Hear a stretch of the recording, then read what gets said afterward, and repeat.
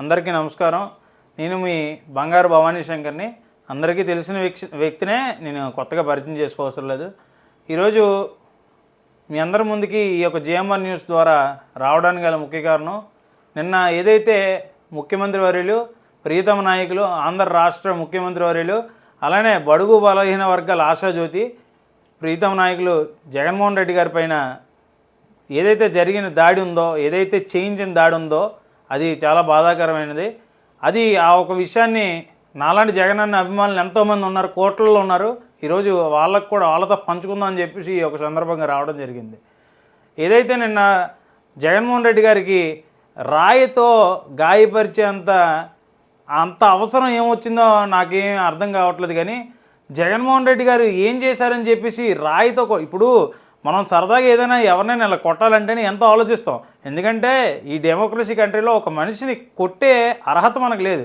అలాంటిది అంత మనసున్న మహారాజు, అలాంటి ఆయన్ని ఒక రాష్ట్ర ముఖ్యమంత్రి వర్యులని కూడా చూడకుండా ఆయన వెళుతున్న దారిలో ఏదైతే ప్రజాదరణ, నిన్న ఏదైతే ఆ బ్రిడ్జ్ ఉందో ఆ బ్రిడ్జ్ మొత్తం జనాలతో నిండిపోవడం, ఈ 14వ రోజు 15వ రోజు ఆయన పాదయాత్ర ఏదైతే బస్సు యాత్ర మొదలుపెట్టి ఆ డే 1 నుంచి కూడా ఆయనతో జనాలు ఉండడం, ఇవన్నీ ఈర్షతో తట్టుకోలేక ఈ దుష్ట చతుష్టయాలు ఏదైతే ఉన్నాయో ఈ చేయించిన దాడని ఈరోజు ప్రజలందరికీ తెలుసు. నేను చెప్పడమే కాదు, ప్రజలందరికీ తెలుసు. ఈరోజు మన ఇంట్లో మనిషికి ఏదైనా జరిగితేనే ఎవరైనా కొట్టారంటేనే ఎంతో బాధపడతాం. అలాంటిది ఒక ముఖ్యమంత్రి, అలానే మన పేద బలహీన వర్గాల దేవుడు ఆయన. అలాంటి ఆయన్ని ఈరోజు రాయితో గాయపరిచే ఆయన ఏం చేశారని ఈ యొక్క సందర్భంగా అందరికీ తెలియజేయాలని మీ ముందుకు రావడం జరిగింది. ఇది రాయితో కొట్టలేదు, దండేసి ఆ దండకి ఉన్న హుక్కు, ఏదో దండకి ఎక్కడైనా హుక్కు ఉంటుందండి, దండకి ఎక్కడైనా హుక్కు ఉంటుంది. ఆ దండకి ఏదో హుక్కు ఉంది, ఆ హుక్కు గీరుకున్న దెబ్బ ఏదో, కొట్టిన దెబ్బ ఏదో రాయితో ఇక్కడ అది ఏదైతే ఉందో రాయితో కొట్టిన దెబ్బ చిట్లిపోయిందండి. అక్కడ ఆ చిట్లిపోయిన దానికేమో ఏదో గీసుకుందని చెప్పేసి పవనిజం అని చెప్పేసి ఒక గ్రూప్లో వీడియో రిలీజ్ చేయడం జరిగింది. ఇది ఎంత దురదృష్టం అంటే, ఈరోజు మంచి చేస్తున్న వ్యక్తికి ఇంత అవమానమా? ఈరోజు ఆంధ్ర రాష్ట్రంలో ముఖ్యమంత్రికి అని కూడా చూడకుండా ఏదైతే ఈ దుష్ట టీం ఉందో ఆ టీం అంతా అరాచకాలకు పాల్పడాలా? ఆయన వెనకథలో ఉన్న ప్రజాదరణ తట్టుకోలేక అన్ని కుట్రలు, అన్ని కుతంత్రాలు చేయాలా? రెండోసారి ముఖ్యమంత్రి అయిపోతారు, కేవలం మెజారిటీ కోసమే పోటీ చేస్తున్నారు జగన్మోహన్ రెడ్డి గారు అని చెప్పి ఈరోజు అందరూ అనుకుంటున్న మాటలు ఈర్ష తట్టుకోలేక ఈరోజు మీరు రాళ్ళతోని, ఆటలతో, నీటితోని కొట్టించడమా? నిన్న ఎలా చంద్రబాబు నాయుడు గారు నేను సభలో చెప్పారో లేదో, వెంటనే సాయంత్రానికి 2-3 గంటల్లో వెంటనే ఏదైతే వాళ్ళ కార్యకర్తలు ఉన్నారో రాయి తీసి కొట్టడం జరిగిపోయింది.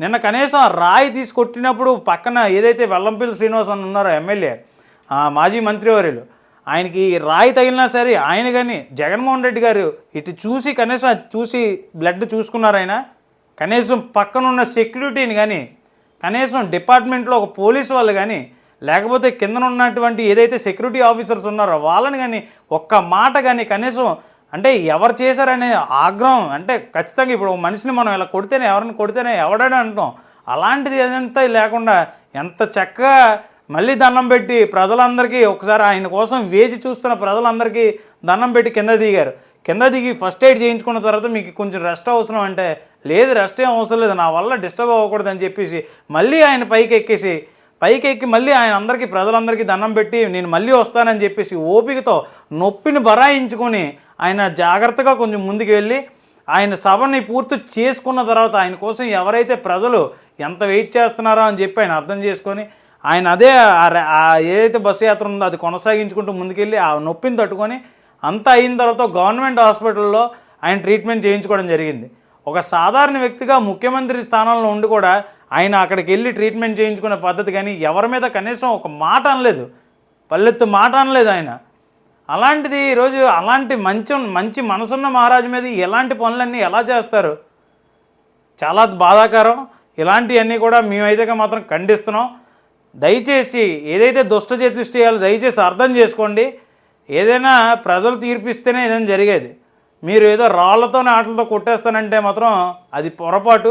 ఈరోజు అది చేయించడానికి గల ముఖ్యమైన కారణం కూడా ఇంకోటి ఏంటంటే, విజయవాడలోనే జరగడానికి గల ముఖ్య కారణం కూడా మేము అనుకుంటున్నది ఏంటంటే, 125 అడుగులు అంబేద్కర్ గారి విగ్రహాన్ని ఈరోజు అక్కడ స్థాపించడం ఆయన చేసిన మరి ఏదైతే ఆయన అనుకొని గవర్నమెంట్ వచ్చిన తర్వాత నడిబొడ్లో ఎక్కడైతే విజయవాడ నడిబొడ్లో పెట్టాలని చెప్పేసి ఆయన అంబేద్కర్ గారి విగ్రహాన్ని ఏదైతే కాన్స్టిట్యూషన్ ఆయన వల్ల ఏదైతే తయారైందో, ఏదైతే ఈరోజు మనం చట్టసభల్లో కానీ ఏదైనా సరే ఆయన ద్వారా జరుగుతున్న ఇదిని అంబేద్కర్ గారు అంటే ఒక బడుగు బలహీన వర్గాల ఆశాజ్యోతి, అలానే ఎస్సీ కులాల దేవుడు అని చెప్పేసి ఈరోజు అంబేద్కర్ గారి విగ్రహాన్ని అక్కడ పెట్టడం వాళ్ళకి ఇష్టం లేక ఈరోజు అంబేద్కర్ జయంతి ఏదైతే ఉందో ఈరోజు ముందు రోజే ఈరోజు ఇలా పాల్పడడం అనేది చాలా బాధాకరం.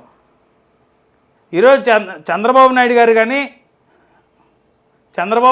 కానీ పవన్ కళ్యాణ్ గారు కానీ ఏ రోజైనా ఈ 4 ఏళ్లలో, ఈ 4.5 ఏళ్లలో 5 ఏళ్లలోని జగన్మోహన్ రెడ్డి గారి పాలన ఇంత బాగా చేస్తున్నారు, పేద ప్రజల కోసం వచ్చేసాం ఏదో ఉద్ధరించడానికి వచ్చామంటారు కదా, జగన్మోహన్ రెడ్డి గారు చేసిన తప్పు ఎక్కడ ఉంది చెప్పండి ఒకసారి. జగన్మోహన్ రెడ్డి గారు ప్రతి పథకం కూడా ప్రతి పేదవాడు గుండెల్లో టచ్ అయ్యి ఉన్నదే. ఆయన ఎన్నో బాధలు, కుట్రలు, కుతంత్రాలు అన్నీ దాటుకొని వచ్చాడు. ఈరోజు చిన్న దెబ్బ కొట్టడం ఆయనకి అనకూడదు, కానీ ఈ వెంటుకు మీద ఈ ఎంటుకు పోయినట్టు ఆయనకి. మీరు ఎన్ని దెబ్బలు కొట్టినా ఏం చేసినా జగన్మోహన్ రెడ్డి గారు ప్రజల గుండెల్లో దేవుడై ఉన్నాడు. ఖచ్చితంగా జగన్మోహన్ రెడ్డి గారు రెండోసారి ముఖ్యమంత్రి అవడానికి జనాలందరూ నిరాదరణ పడుతున్నారు. ఆయన ఇంతకుముందు ప్రతిపక్షంలో ఉండి కానీ ఆ ప్రతిపక్షంలో చేసిన కుట్రలకి ఆయన తట్టుకోవడం కానీ, అలా పాదయాత్ర చేసుకొని ప్రతి మనసుకి దగ్గరయ్యి, ప్రతి పేద గుండె చప్పుడికి దగ్గరయ్యి ఆయన తెలుసుకొని ఈరోజు పథకాలు అమలు చేసి పథకాల కోసం చేస్తున్న పోరాటం చూసి ఏ రోజైనా ఒక్కసారైనా మీరు హర్షించారా? ఏ రోజైనా జగన్మోహన్ రెడ్డి గారు ముఖ్యమంత్రిగా మీరు ఉన్నారు, నేను 40 ఏళ్ళ ఇండస్ట్రీ అయినా నేను చేయలేకపోయాను, మీరు ఇది కాదండి ఇలా చేయాలండి అలా చేయాలండి ఎప్పుడైనా మీరు చెప్పగలిగారా?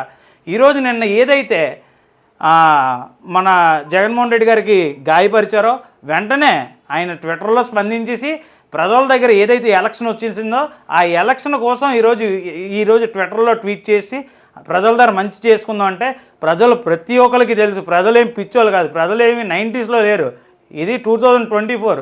కొంచెం గమనించి ఖచ్చితంగా ప్రజలు బుద్ధి చెప్తారు. ఈరోజు నేను ఈ ఒక సందర్భంగా ఒకటే తెలియజేస్తున్నాను, దయచేసి ఒక మనిషిని కొట్టడమే చాలా తప్పు. అలాంటిది ముఖ్యమంత్రి స్థానంలో ఆయన ఎన్నో మంచి పనులు చేస్తున్న వ్యక్తి, దయచేసి అలా కొట్టడం అనేది తప్పు. చాలా తీవ్రంగా బాధపడుతున్నాం. రాత్రి జరిగింది, నేను ఒక ట్రావెలింగ్లో ఉన్నాను, మొబైల్ చూసేసరికి 2 కళ్ళ నీళ్ళు వచ్చింది. అలాంటిది వాళ్ళ భార్య పిల్లలు, వాళ్ళ అమ్మ, వీళ్ళందరూ కూడా ఎంత ఆవేదన చెంది ఉంటారు. ఇప్పుడు మనం బయటికి వెళ్ళిన తర్వాత అమ్మో నా కొడుకు ఎక్కడికి వెళ్ళాడా అని బాధ ఉంటుంది. అలాంటిది ప్రజల కోసం వచ్చి మంచి చేస్తున్న ముఖ్యమంత్రిని రాళ్ళు ఇసురు కొడతారా? అంత దిగజారిన రాజకీయాలు ఈరోజు జరుగుతున్నాయంటే ఒకసారి ప్రజలందరూ కూడా దయచేసి గమనించండి. చాలా ఆవేదన, అంటే ఎంత నొప్పి వస్తుంది రాయితో కొడితే ఆయనకి. ఆ రాయితో చిట్లిపోయింది కనబడుతున్నా సరే హుక్కు గీసుకుంది, మేకు గీసుకుంది, రాయి గీసుకుంది, ఇవన్నీ చెప్తున్నారు. అది అన్నీ కూడా ప్రజలందరికీ తెలుసు. TV9లో కూడా చాలా క్లారిటీగా చెప్పారు. చాలా దారుణంగా రాయి చాలా ఫోర్స్తో వచ్చి తగిలింది. ఫోర్స్తో ఆయనకి అనకూడదు, కానీ దేవుడు ఆశీస్సులు పుష్కలంగా ఉన్నాయి కాబట్టి, ప్రజల దీవెనలు పుష్కలంగా ఉన్నాయి కాబట్టి ఐబ్రో మీద తగిలి పక్కన వెల్లంపల్లి శ్రీనివాస్ అన్నకి తగిలింది. అది భగవంతుడి ఆశీస్సులు ఎల్లప్పుడూ ఆయన పైన ఉండి ఏదైతే ఈ 24 ఎలక్షన్లో ఖచ్చితంగా ప్రజలందరూ ఆశీస్సులతో భగవంతుడి దీవెనలతో రెండోసారి ముఖ్యమంత్రి అవుతారని ఈ యొక్క సందర్భంగా తెలియజేసుకుంటున్నాను. థ్యాంక్ యూ అండి.